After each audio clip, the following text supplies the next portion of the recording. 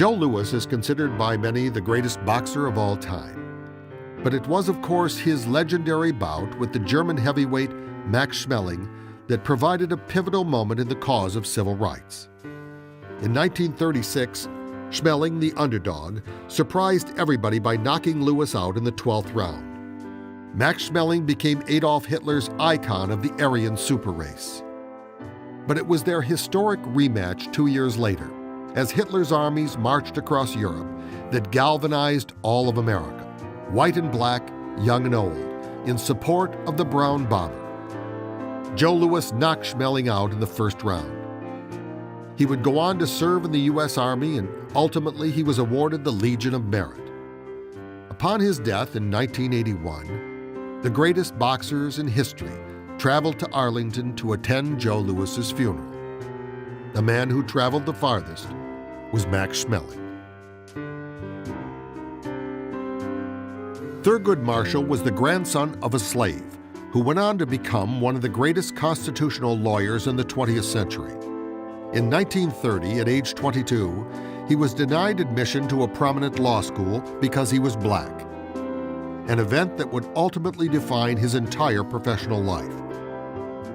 After earning a law degree from Howard University, he became a true champion of civil rights in America, winning 32 of 35 cases he argued before the Supreme Court, including the landmark case of Brown versus Board of Education.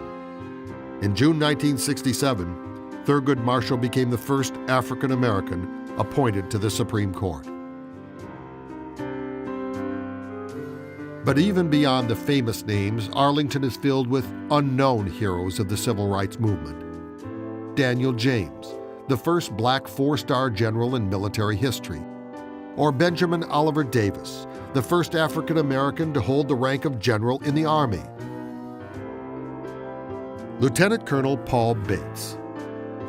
Colonel Bates was the white commander of the 1st Black Tank Battalion to fight in World War II. As part of General Patton's 3rd Army, the battalion fought for 183 consecutive days without relief. Colonel Bates refused a promotion to stay with his men. He was so moved by their bravery. But the real story of Paul Bates happened far from the battlefield, at a segregated boot camp in Texas. At Fort Hood, a young black officer was charged with insubordination after refusing to move to the back of a transport bus. But on principle, Colonel Bates refused to court-martial the young soldier for his actions.